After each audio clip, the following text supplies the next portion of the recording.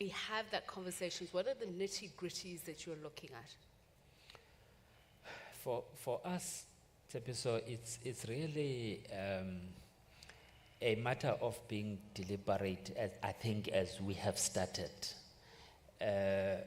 to recognize that for us it's going to be about serving, yes, our 3 provinces, Namibia, but besides that, there is a country, there is a national interest to be served, because our national grid currently is in crisis.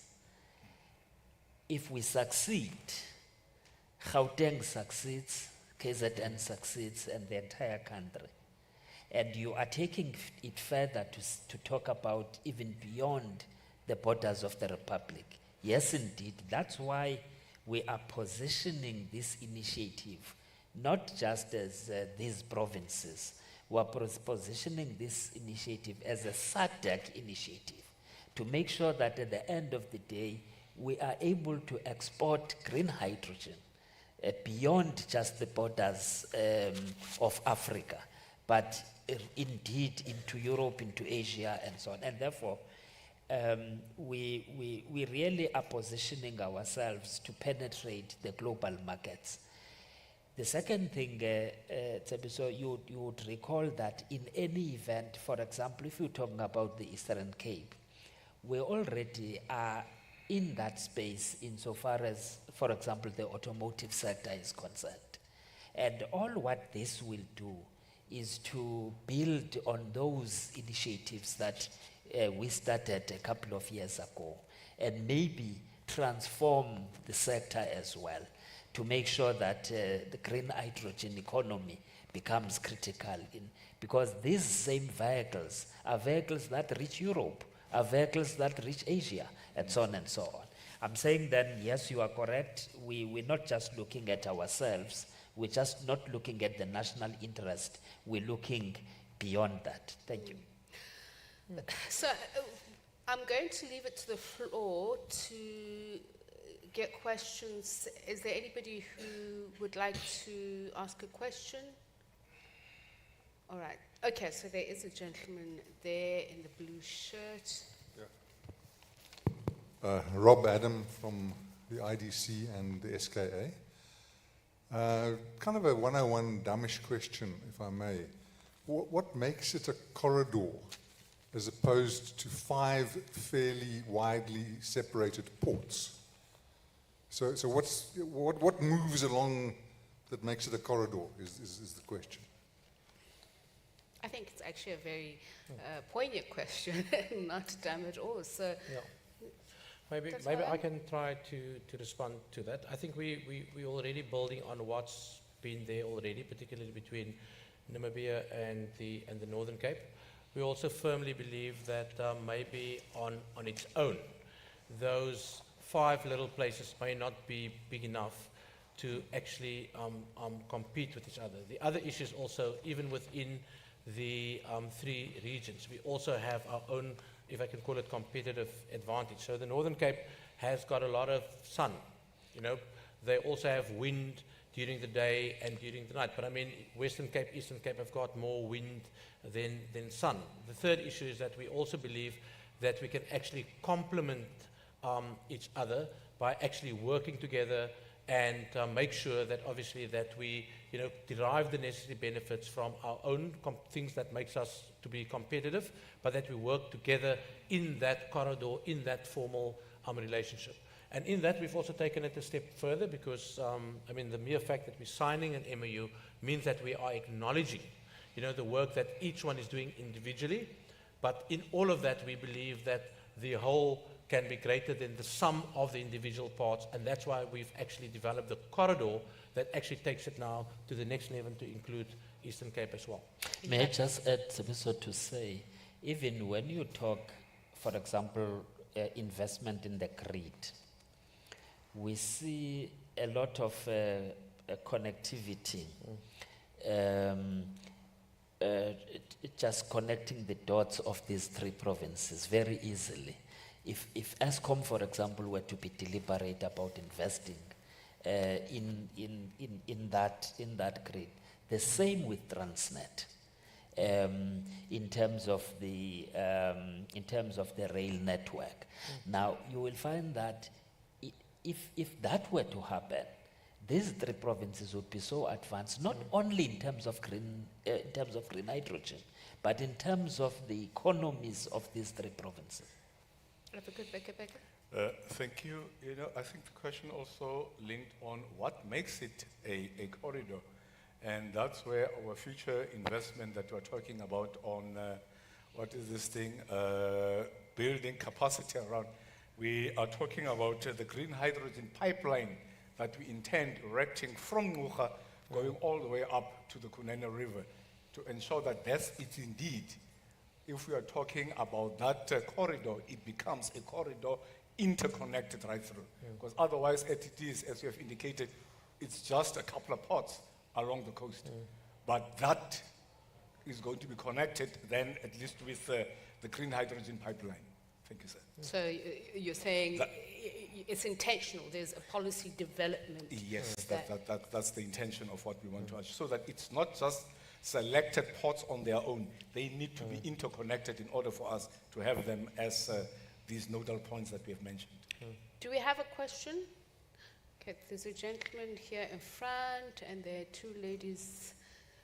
If you could just start here first, because while we get to that, there's a question I wanted to ask, just following up on the questions that you were talking about, and I was just thinking, the question was around standardization that was also raised in the opening session, and I'm just thinking value proposition. If you're going to have volume targets, the price points and the consumption equilibriums, what is the discussion around that, not only provincially, but looking at it regionally and globally? Any one of you want to answer that question?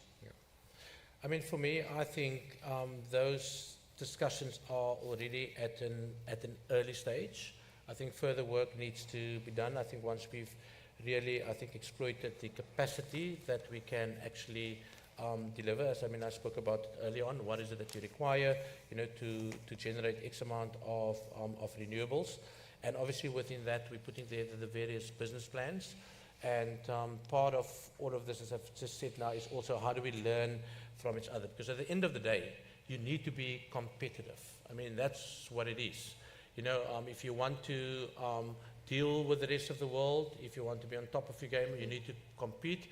And a lot of the competitiveness will be based on a particular price point.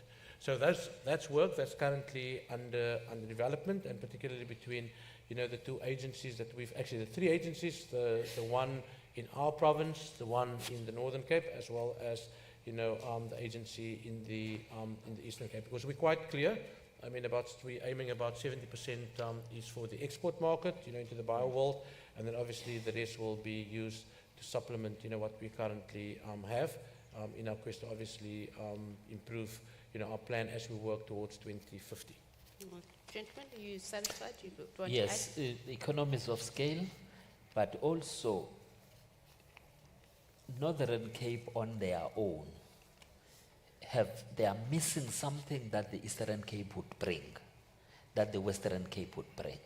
And therefore, the three of us together improves our competitive advantage in the world market. Okay.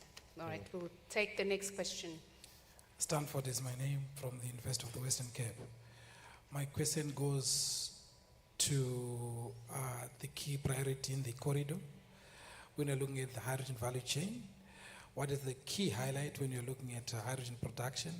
What is the key highlight that we are looking at when you're looking at hydrogen storage? What is the key highlight when you're looking at the downstream consumption, when you're looking at the hydrogen, at this corridor that has been established? Right. And there were two ladies at the back who also wanted to ask a question. She's over there on your right. Please raise your hand so that they can thank you. Thank you. I am Rinani Musutwa from Namibia. I just wanted to say that, or first of all, ask what you already know what the budget of that pipeline will be. And also, all I'm hearing is export, export, export. I really still don't understand what's in for Namibia. And that pipeline that you are planning to build is going to go through a protected area. The entire Namibian coastline is a protected area. So I don't understand why we are bending the rules to satisfy Europe's energy demand while we cannot bend the same rules to make sure that Namibia is energy sufficient, instead of us talking about building a grid between Luderitz and Keetmanshoop to ensure that Namibia, energy-wise, benefits from this whole green hydrogen program or project. Mr. Sokoni, you claimed innocence of the events before you said Yes, you came at a yes. later stage. So I'm going to give that to you. Advocate Beka, I think you get this hot potato. You get to, you have far more experience. Yeah, no, don't worry. We do share the experience. No, I think I tend to agree with my colleague from Namibia.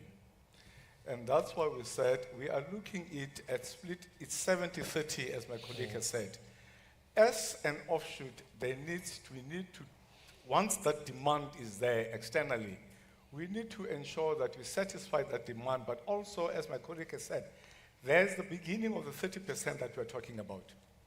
On the protected area, yes, we are aware in Namibia, as you move, especially along, is it Luderitz, moving from Luderitz up to Walvis Bay. But that is what we are leaving to the Namibians, and that's why we are saying that this is not just the 3 capes that have signed this collaboration. It also includes Namibia.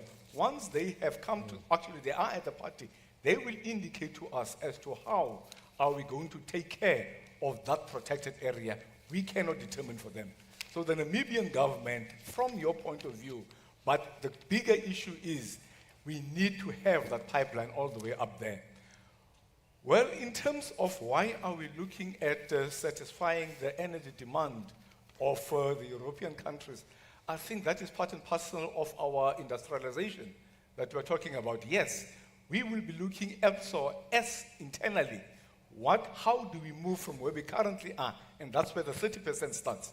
But they already having been industrialized, that's where the 70% will go. For as a start, it doesn't mean it's going to remain 70-30. Those are figures in all probability that are going to be reversed the more we get industrialized in terms of that.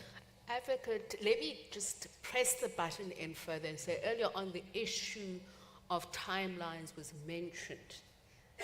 That the great thing about this summit is not only a report card, but we are actually setting timelines. So if you're saying that in the greater scheme of things, the conversation with Namibia, what are the timelines that, if you say the picture will then change at some point? Well, in terms of that, that's why we are having the collaboration led by our national government. Remember, this is a country to country. Yes, These are yes, 3 yes. provinces that are leading from the So side. this Yes. is a subnational government Yes, point this is of where view. our national counterparts will come in terms of the timelines. That's why I think last week where the president met with the counterpart of Namibia, that's where that discussion is going to be. We are in there to support what the discussions are going to be there. But also on the other side, as we've said, this cannot be an open-ended issue. This morning it was indicated that this is not just a report, this is not just another conference that we're having. What have we done in terms of what commitments were made in 2022? How far are we now? So indeed, I think during the next conference that we're going to be having, we should be able to indicate in the 12 months that we have not seen each other, this is what happened. And for that to happen, 3 provinces, Namibia, and our national counterparts need to ensure that we move with speed. Right. Dr. Malala, there was a question. Okay, so Mr. Sekun. May I just add on this point about exports? Look, it is true that we need also to be thinking about our own economy. But equally, what we're trying to do here is to plan for the future. we envisage a future where the grid, for example, if you're talking just energy, the grid would have improved. We can't fold arms now and say we will do nothing in terms of preparing ourselves for exports until such time that we are self-sufficient. We have to prepare for that by way of planning today for the future that will come at some point. And therefore, it is quite important that we do the kind of work that we need to do. Yes, along the way, we will address some of these questions and satisfy ourselves as the nation that which we're doing is both in the interest of, yes, these provinces, but equally in the interest of the country as well. Dr. Malala, I wanted you to answer the gentleman from the University of the Western Cape. I think he said the Western Cape. The issue of research and development was raised earlier on as a very important aspect of this journey. So the milestones, the lessons learned in terms of manufacturing, storage, etc. I mean, for us, I think collectively as the three provinces, we can never forget about the work that the universities are doing. In fact, the DG this morning from Science and Technology spoke about, the work that they're particularly doing in the space. And I mean, if you go out here to the right and you look at that particular project, you will see that the University of Western Cape is particularly involved in all of that. So as part of the development of our own green hydrogen strategy, we will obviously not just do Westgrow and our 2 IDZs, but also pull in, the 4 universities that we've got in our province. I mean, we are quite rich in that space. I mean, the Northern Cape is also the same. I mean, they've also have their own university now, and Eastern Cape is also blessed, with universities that can actually compete within this space. So it is about how do we work together between academia, business, as well as government to get the best outcome, for what we want to achieve. But he also asked the question. So, what are some of the key highlights? I mean, for me, particularly in this province, it is about how do we become more competitive. I mean, as a country, we've got a growth strategy. Each of our provinces have got a growth strategy, and key within that growth strategy is the issue of energy. I mean, at the moment, this country loses about R1 billion a day just because of the issues around load shedding.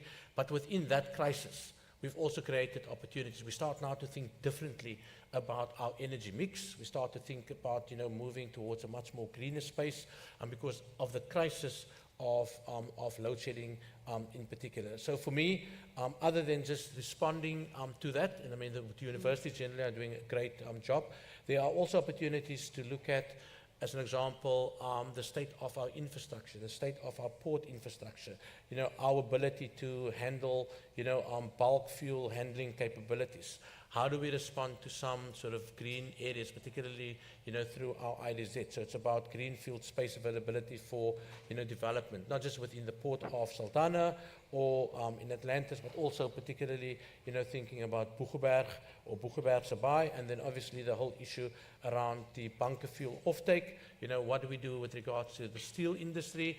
I mean, the motor industry, we've just heard now this morning the issue around, moving towards greener vehicles. How do we equip, particularly Eastern Cape, and what they're doing in that space to kind of respond, to the growing demand. And again, it's not for the next 5 or 10 years. We need to look ahead. And if we want to be competitive, particularly in that space, we need to lay the basis for that. So the universities will be key. And I mean, my commitment is that, because I've already agreed with my colleagues that we will pull, this team of DGs together with all our respective teams, is to make the universities a key component of all the work that we're going to do in this particular space. Mr. Sokwane, I'm going to ask you this question in terms of your musings as a province. Dr. Malala here speaking about inclusivity, and I'm just thinking about community involvement, particularly from an ideological perspective. If we're saying we're creating a climate-oriented market, members of the intelligentsia, you're saying it's great working with them, but sometimes when they're at odds with governments about their point of views, it's never then a smooth process because you're pulling in different directions. Yeah. Spot on, Tsepi. we're coming from a past when there are great initiatives that didn't see the light of day, owing to the fact that some communities would have this view or the other view, this opinion or the other opinion. If for example, you take the Shell initiative in the Wild Coast and many other similar initiatives, meaning that at the center of what we do should always be conversations, engagements with the various stakeholders and communities. And in these cases, the president would always say, leaving no one behind. In this case, we have made it our priority as well to make sure that we take along the very communities that we work with on a number of other initiatives and programs, so that we don't, once we would have moved further down the line, get to a situation, because look, we do know that ours is quite a litigious nation. You really don't want, when you would have moved down the line, you get such happening to an initiative like this. That's why I'm saying you are making a very valuable point, and we are taking that into consideration in the work that we do. Having said that, I mean, the issue of gender equality representativity was mentioned earlier on. No questions here about how these policies are being looked at through a gender lens. Any volunteers from the floor, from here? Because I'm very interested in that, because, well, through... And that's what something that we mentioned when we Yeah. came in. It was, if you This were morning. not here, it would have been 3 men in black suits here, Yeah. which really doesn't bode well for government. You know, just to go back to what my colleague, you know, there is that trust deficit between our society and government, and I think that that's an open secret. And that's why I normally say, if civil society on the other side don't play their role to hold us accountable, to ensure in issues of empowerment, especially of women, youth, and so on, that will never happen. In some instances, when you look upon government, yes, as much as we are the policy makers thereof, to say that these are the things that need to happen, somewhere in between, things fall through the cracks. And civil society's duty should be to hold us accountable to that, to ensure that this is what you indicated. These are the policies of the country. Ensure that there is no movement until such time that we've taken 2 steps back to ensure that that has been taken care of. Otherwise, a 1-year project becomes a 20-year failure. And that's where we currently, that's the experience that we've had. And those are the things that we should own up to ensure that we do not repeat the same mistakes year in and year out. We are at such a stage currently where our economy is starting to implode, but we should ensure, with this opportunity that we have, let's take it with both hands and ensure at the end of the day that we are going to make use thereof and it's Actually, going to benefit interesting. our communities. As I was saying it, I thought about it myself, that if we're saying we're progressing, we're then saying that it's not just gender lens, there are those who are gender non-conformative as well. Those form part of the vulnerable communities. Yeah. What conversations are being had with them? Another question, I'm going to take the final question, and I'm going to take final statements from my panelists. No burning issues? Oh, there we go. There's a question from the back. It's not a question. I just want to indicate that I'm Elizabeth Marapwa from the Department of Mineral Resources and Energy, South Africa. We have already developed a gender mainstreaming strategy with an implementation plan for the energy sector. We are also, since last year, started to do a guideline on how to include women within the hydrogen economy across the value chain, which would focus on even participation at conferences to make sure that we have women-related gender-sensitive and issues discussed at main plenary, that the number of people that we include in the sessions are also balanced, that the projects that we are doing across the value chain also are inclusive of women, and that we start capacitating them to be able to effectively participate. That's why the minister said there are women that are already taking decisive steps to participate. So as South Africa, we are looking at that and we are finalizing the guidelines which Yeah. should be released before the end of the year. Thank you. I really Thank you. appreciate Thank that. you Thank you very much. So let's just have final comments from other panelists here, and if you also want to give your parting shots. But we heard that there are talks of more alliances, but perhaps from a province point of view, are there sector-specific goals that you have? I mean, maybe from our side, just looking at my two colleagues, I mean, in terms of more alliances across provincial governments, I mean, I think we are 3 provinces now, one country. We should probably try and see what the next year holds, try and implement what is in that MOU. Otherwise, we repeat itself every year that we come here. And then I think in terms of the sector alliances, it's important, that whoever operates in the other provinces, that we create the platform, for cooperation, for deeper understanding, and that we also create a platform for much greater collaboration between government, the sectors that's in this space, as well as obviously civil society. I mean, I spoke about it yesterday at the media conference, taking communities with you, that they can also realize, that some of these benefits will only come in a couple of years. That's also important. So to what extent, we pull in communities and understand also, the way they think and the way that they want to be part of this, because they want to be part of the solution. If we can just take that into account, then I think we can, be successful and at least come back next year and report on the work that we've done, at least over the next 12 months. Advocate Begabeth? Thank you, ma'am. I think I would echo what my colleague from the Western Cape just indicated.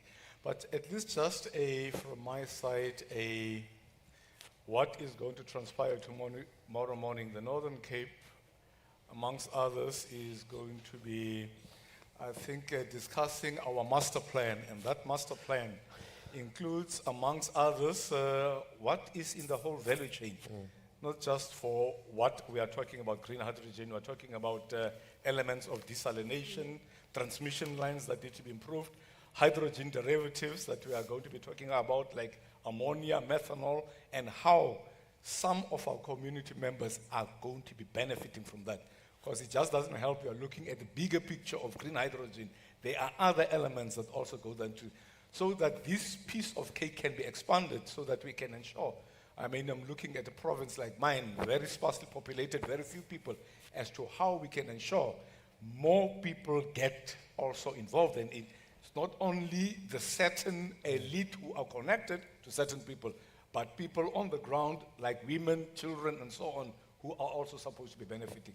So that's something to look forward to in the Northern Cape for tomorrow. And I think it's an excellent master plan that has been devised in conjunction with the IDC, who has been funding us, and we are still asking for more funding to ensure there are more studies that we are going to be doing, so that this does benefit indeed the community and the people who are supposed to benefit. Mr. Sokoni, your final word? Our excitement derives from the fact that here we have endowments in the form of solar, in the form of wind, but all of these, they are advancing our economic agenda in terms of the energy of the province, the country, and beyond.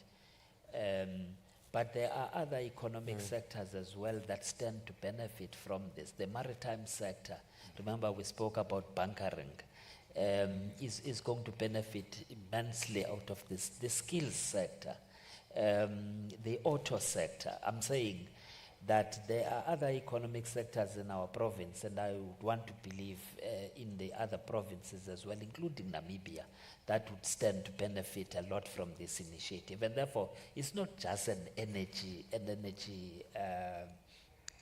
issue. Let me conclude by once again appealing to, because look, we are going to be robust in working with national government to make sure that there is investment in terms of infrastructure to support these initiatives. Other than if, for example, and I'm not being too critical about ESCOM, but if the status quo were to remain, this initiative wouldn't go far. This initiative would have to be supported by deliberate investment by entities such as ESCOM. Thank you. Speaking about the South African GH2 coast corridor and the cooperation between the three provinces, you saw the public signing thereof. Thank you very much for a very frank and informative conversation. To the panelists, Mr. Mbulelo Sokoni, Director General, Eastern Cape Province, Advocate Justice Beke, Director General, Northern Cape Province, and Dr. Harry Malala, Director General, Western Cape Province. Please give them a warm round of applause.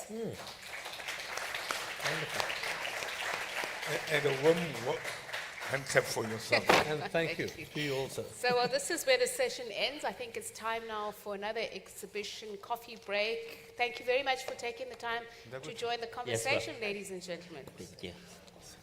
Thank you. Thank you, Tsebi.